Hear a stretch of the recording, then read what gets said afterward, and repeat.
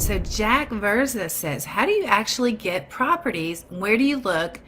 Who and where do you buy them from? Okay, Jack, that's a good question. And the truth is, I'm going fishing. I'm just sending out mail to property owners that fit the criteria of what I'm looking for, which is 5 acres or more with a retail value of at least $40,000. And then, I'm hoping I can buy it for about 10,000. So I'm really just I'm looking for areas where there is growth, where there's been a lot of activity as far as buying and selling of real estate. They're trading, properties are trading hands.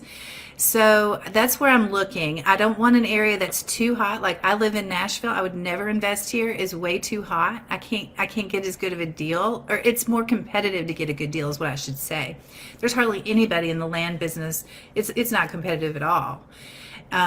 So how I get them is I send them letters, I make offers to them, and then I wait for them to respond. I call it the lazy investor's way of doing it because I don't have to go after them because they come to me. I mean, obviously I'm sending mail, but they come to me. They call me when they're interested. Hope that answers your question. Robert Moore asks, hey, where's the blueprint? Great question. Thank you for asking. It's at landflipping101.com/course. Okay, that's my course. Okay, thank you. Thank you all for the nice comments. And Paul Weller says, what state do you mostly work in? Well, Paul, I did deals in 8 states last year, and I've probably mailed, this year I'm planning to mail to 15 states. So, but I live in Tennessee, so I probably do more of my deals there just because I know it. Oh, Chris Landesisto said, what did I tell the buyer? I assume you mean on the deal that didn't go through. I just told them the truth. I mean, a lot of times people want to know why my name is not on the deed. Like when they're going, like they give me an offer and they go to close the deal, then whoever's handling their title is going to say, why isn't your name on the deed? Why aren't you the owner of record? So at that point, when I know they're serious and they're buying, I let them know, look, this is a double close, or this is a simultaneous close. So I'm going to be closing them on the same day, and I'll be delivering, a warranty deed. Sometimes people don't like that, so I usually reserve that just for the people who are serious and are putting an offer on. I want them to have full disclosure of what they're getting into. So I appreciate that question. But I told the buyer that, like in the first case, I told the buyer, exactly what happened, that our seller had dementia and wasn't of sound mind. So it was going to take an extra 30 days. And I guess they want to deploy their money somewhere else. A lot of times I'm selling to investors because I'm giving them such a great deal.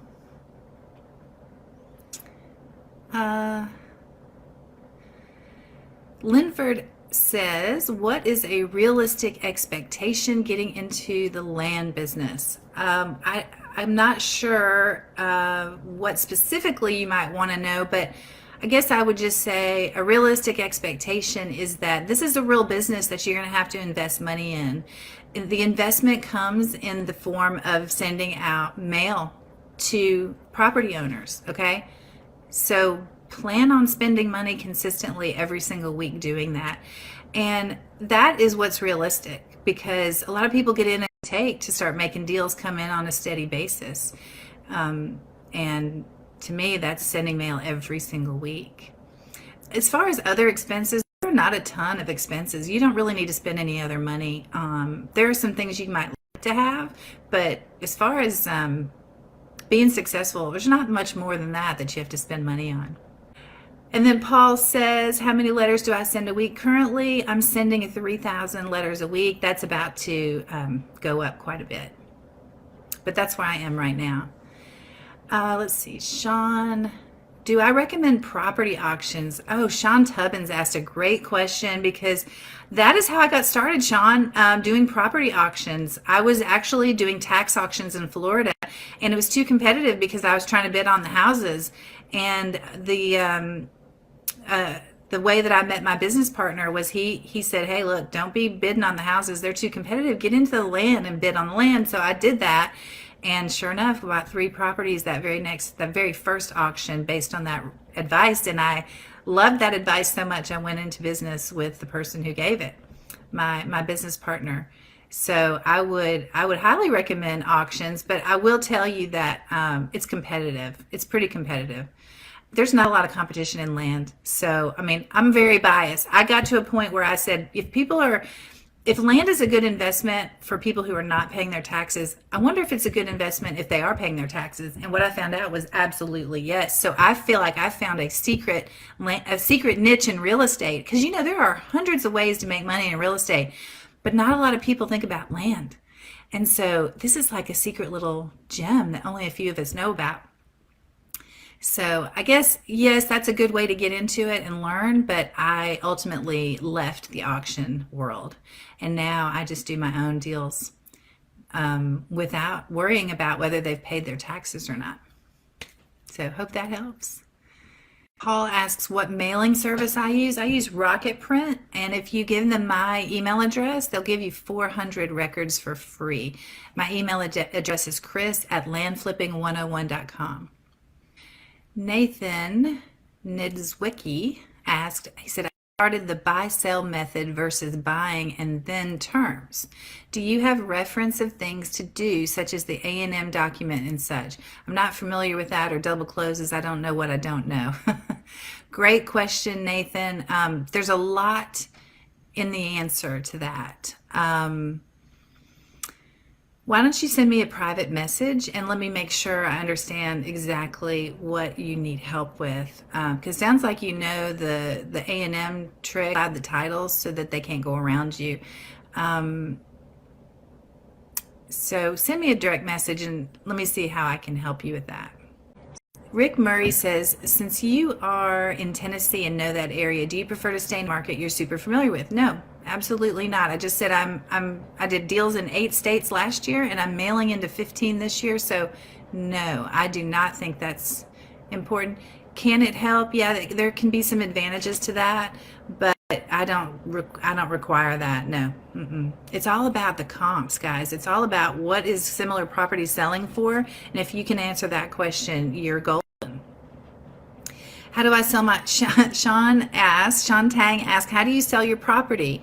Your own website, cash buyer list, popular websites? What do you think about hiring realtors to sell it, and will that sell quicker? Well, so Sean, that's a big question, and I do sell my own property. I have my own website. I do have a cash buyers list, but because I'm all over the place, I would not necessarily think the cash buyer list has been my golden ticket. I think it's important to have, and I know a lot of people are teaching it. Some people teach that you need to have a buyer before you even go looking for a seller. I do the opposite. I need a seller first because that's my inventory to sell. Then I'll send it out to cash buyers that might want to be on my list, but understanding it, I'm in a lot of different states, so not all cash buyers want to be in different states. I always put it on the MLS that aggregates out to multiple popular websites, and I have hired a realtor to sell it in the past, but in my experience, they're not as good at it as I am. And so I have moved away from realtors. But there's nothing wrong with starting off with a realtor to sell your property. Absolutely. I know lots of beginners who do it that way, and I think that's okay. For me, it takes longer when I work with a realtor because they're not doing it the way I'm teaching. I even teach them how to do it, and they still don't want to do it that way. I mean, most realtors just don't want to do that much work. It's been my experience. Some are better than others. If you can find a good one, that makes a huge difference. Okay, Chris Land DeSisto says, are you getting lists from third party or from counties? So Chris, I'm getting all my data out of the DataTree database, but they're just getting it straight from the county. They just format it in a nice way. It makes it easier for me to work with. Lindell Hernandez says, how much time does it take to send 3,000 letters? Well, Landell, that's a good question. The fact is I hire someone to do it for me. So I create the letter and I create the database and I upload it to a website, which is Rocket Print, and then they do the mailing for me. Yeah, Chris just answered your question. We use a mail house. That's right. All right. That looks like all the questions for today. So, listen, flipping land works in a 100% virtual environment, and all you really need is an internet connection and a virtual mailbox. You know, it works just like house flipping, only without the hassles of the house. And just like flipping houses, the key is finding a motivated seller in a desirable area.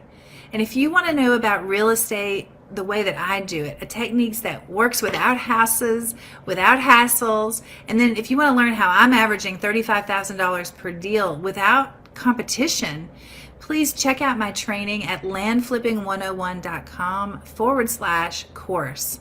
I am still accepting beta testers into my training, but so right now you can still buy it for $997, but very, very soon the price is going to double. So if you think you're interested, now would be the best time to get the best deal from me, okay? And I'm not teaching all the different ways that you can do land deals. I'm not teaching seller financing, and I'm not teaching entitlement. I'm not, there are lots of things that you can do with land. What I'm teaching is just how I am successfully making $35,000 just by flipping the property and doing nothing to it, okay?